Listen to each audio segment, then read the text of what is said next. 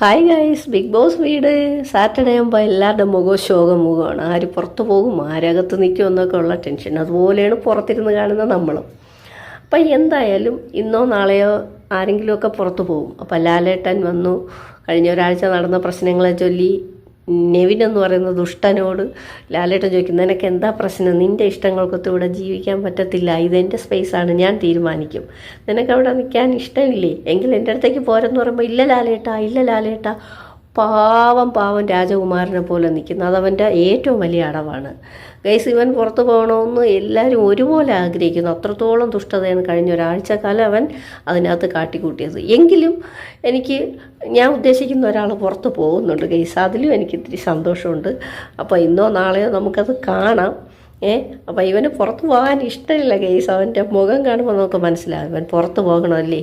നിങ്ങളെപ്പോലെ ഞാനും ആകാംക്ഷ വരുതയാണ്. മോഹൻലാൽ പൊളിച്ചെടുക്കുന്നുണ്ട്, കാണാം.